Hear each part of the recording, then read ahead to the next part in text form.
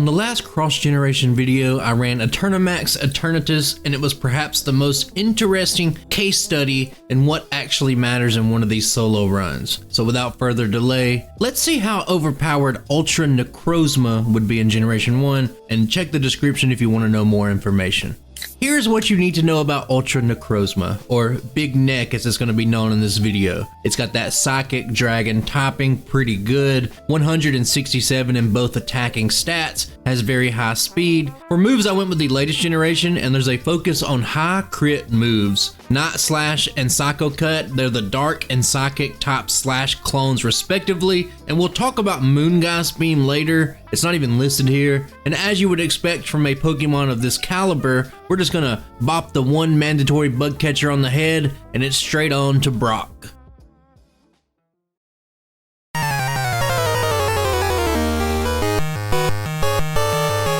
Brock is one of Ultra Necrozma's worst matchups. Extra battles take too much time, and then you have to rely on a fairly weak Confusion. Geodude has a very minuscule chance to be two-shot, so you'll likely spend 3 turns here, and you have about a 1 in 5 chance to two-shot the Onix. I never saw it happen in any of my runs, so I'm not going to stress about it. I'm going to take it for what it is.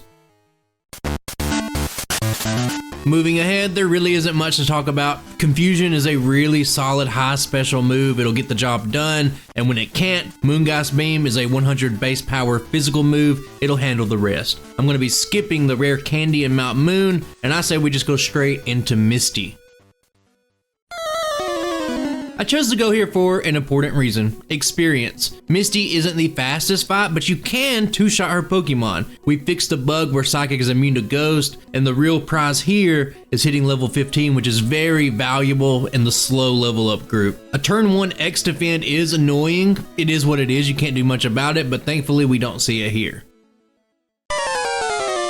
We still don't have a great answer for Pidgeotto, but Confusion can two-shot it, and that's pretty much the best you can hope for. After that, you do hit level 16, you get access to Slash, and now the world is your cloister. This is the first of 3 high crit moves, and from this point out for the rest of the game, basically only really tanky things like maybe the Squirtle line, like a Blastoise, can survive that kind of toolkit, and at this point, Ultra Necrozma is off to the races.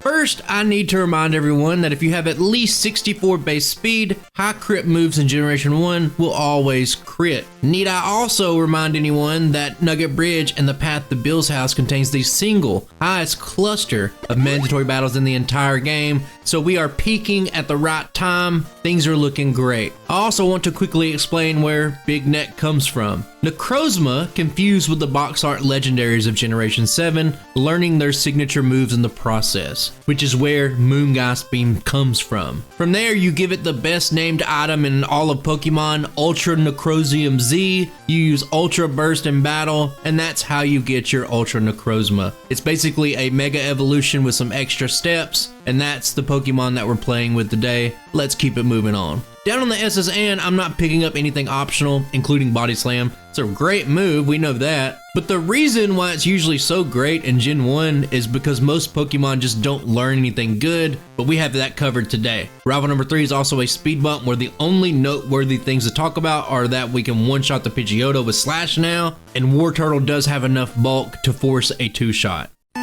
The only thing to really say about Lieutenant Surge is that good AI is actually a bad thing for him when you resist electric. He's basically locked into using Growl, and that doesn't even matter because crits ignore stat changes. Very easy battle. Let's look at some split data now.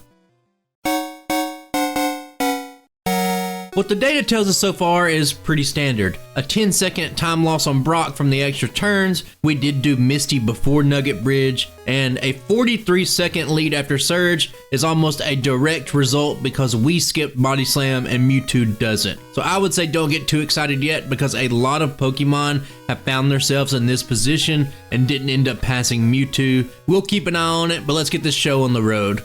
I'm going to keep the next couple of parts brief. I do the shop buy, I get freshwater repels, I catch a Doduo, and now with Knot Slash on the learn set, I can obtain 100% one-shots throughout the Rocket Hideout. Pokemon Tower is much of the same, and there's one noteworthy wrinkle. I popped 3 candies, all 3 that I picked up for this run, and I'm gonna hit level 34, but more importantly, we get Psycho Cut at level 32. I've mentioned high crit moves several times, but this, my friends, is the holy grail. It's psychic, it gets stab, and you can see the power on the overlay. Immediately when we learn it, we're sitting at 196 effective power. This thing has one setting, and it's turned all the way up to murder, and that means we can waltz over to Silphco, and we can see what's up with rival number 5.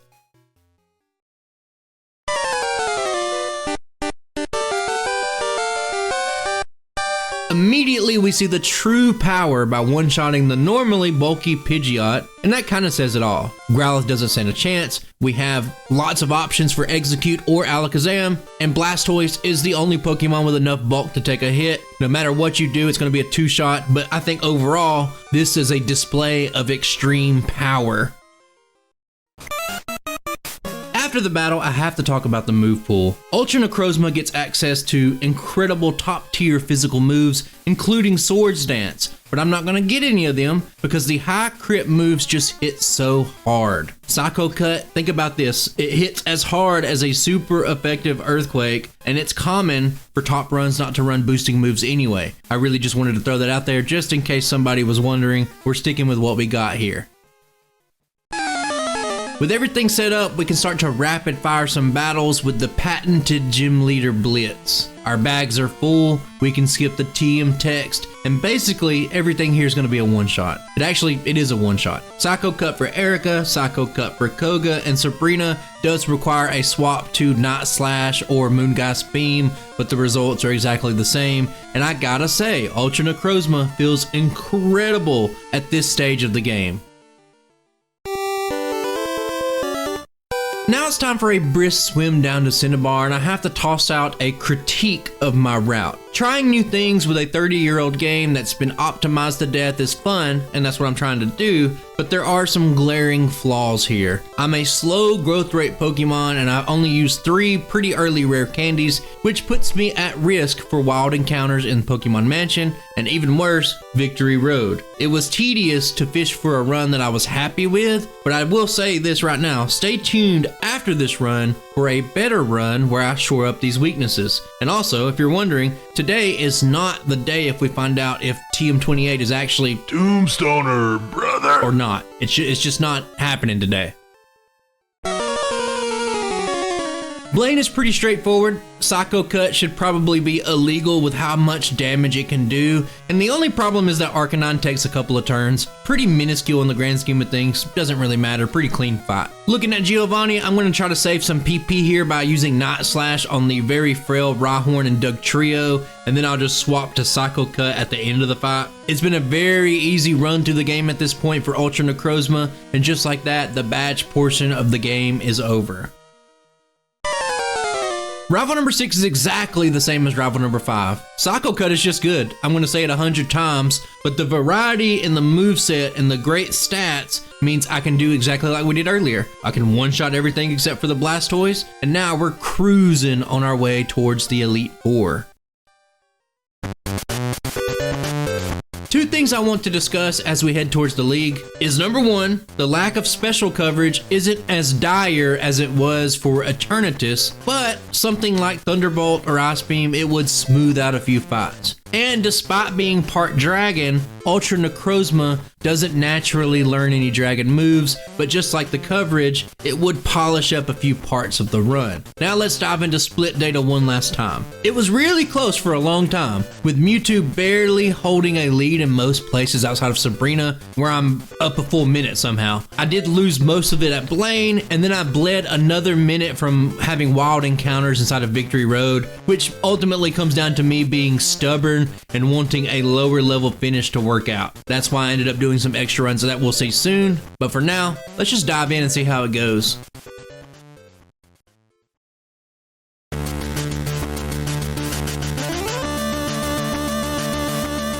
Lorelei is a weird fight because you're weak to ice and we are severely underleveled, so there's a danger level here. Psycho Cut, remember this, is stronger than a super effective Thunderbolt, so that's not the issue. Being lower level means that Cloyster has basically a coin flip chance to survive, and at that point, if it does like it does here, we've taken multiple super effective hits, and that's going to make even our great stats start to falter. The only reason that this fight works is that I fixed the ghost and psychic interactions, meaning that Lapras will not always go for Blizzard, and I just get lucky here and it goes for nothing but Confuse Ray, and I win a battle that I probably shouldn't have won, but this is a prime example of this particular route losing steam towards the end of the run. Bruno, Psycho Cut. Agatha, Psycho Cut. We're one-shotting every single Pokemon, and when it comes to Lance, this is where more time starts to bleed out. Without electric coverage, Gyarados can survive, and we get hit with 40 damage from Dragon Rage. It doesn't really seem like that much, but this fight is a slow burn with a 1-2 punch. The middle of the fight is all one-shots. I even outspeed the Aerodactyl, but Dragonite is bulky, I don't have an answer, and it can go for Hyper Beam, it usually does, and it can hand you a reset. This thing loves to crit. Now it doesn't here. I win the battle with 42 HP left. I'll take it, and that's going to leave us with one last battle in the run.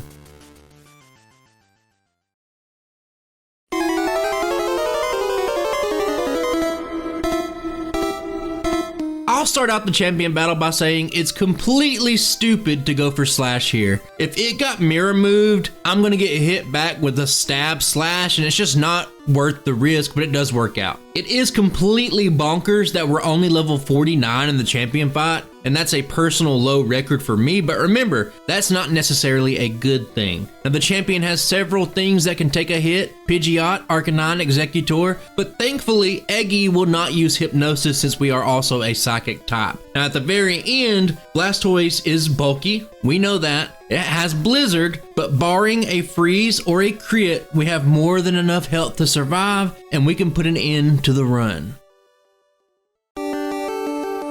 Ultra Necrozma felt incredible, but trying something new left me feeling like I left a lot on the table here, which is crazy considering that this would be the 4th highest rated Pokemon in this series and the lowest level finish that I've ever done in Pokemon Red. But I strive for greatness, and I think this Pokemon is fun enough to play to warrant jumping back in, so let's find out the true ceiling for Big Neck.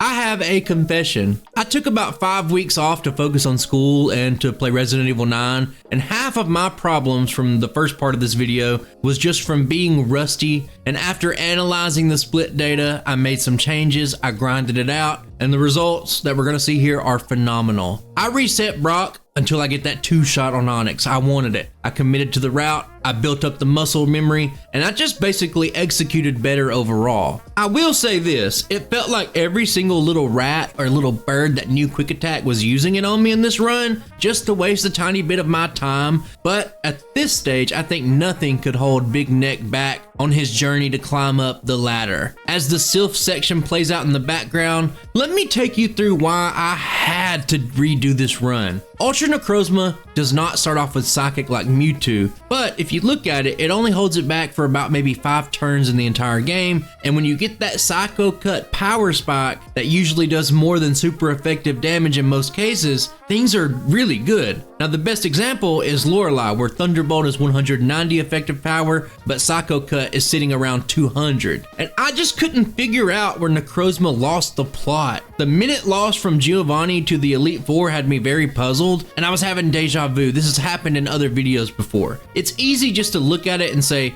well, you have Psychic on Mewtwo and it has great coverage, that's why he's better. But you have to believe me, just from a gut feeling and just playing the game, Ultra Necrozma felt better. It had better numbers, and looking at everything, it should do better later in the game. Now, the only actual changes I made on the route were geared towards Lorelei. I picked up the Warden Candy, and you might say, hey, the Cycling Road Candy is a little bit faster, but remember this, you're using a repel, you're tapping the button, trying to get that little hidden item. It's not really faster. Jot that down, it's not faster. I do pick up 2 more candies in Pokemon Mansion. I pop them immediately to hit level 43. That frees up a slot for the secret key, and here's what it actually does for me. I get a chance to one-shot the Arcanine that I actually get, so that's pretty cool. And instead of being fancy with move swaps, I just managed my PP better, and I just held down the Psycho Cut button like you probably always should, and that ended up saving a lot of time over the course of a run. I'm gonna hit level 46 during Rival 6, and there's two reasons for this. The very minor reason is to avoid wild encounters. I only hit one in the last one, but it still does cost a lot of time. But what this really comes down to is Lorelei. Level 46 guarantees the one-shot on Cloyster, and it gives you around an 80% chance to one-shot the Slowbro,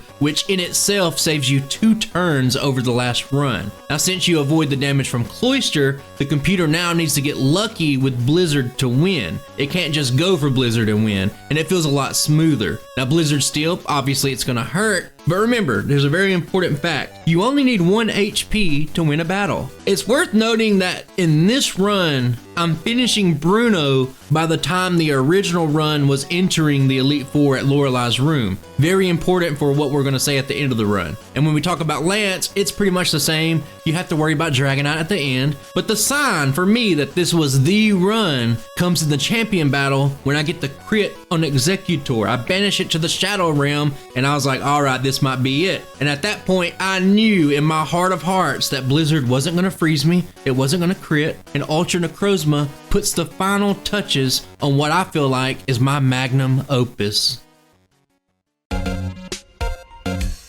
Ladies and gentlemen, Ultra Necrozma has done the impossible. With a time of 1 hour, 41 minutes, and 13 seconds, we've passed the Mewtwo bar by 40 seconds, but that's not all. What if I told you that Ultra Necrozma actually scores higher than Kartana? Now, Kartana was 40 seconds faster, but it had 3 resets. And when you calculate everything together, Ultra Necrozma is even higher. So even the most broken Pokemon that skips a large chunk of the game now finds itself looking up at our new Ultra Overlord, and I think that's pretty cool. Now, if you made it this far, I appreciate you. Special shout out to my channel members and patrons, and I think I'll see you in the next one. Bye.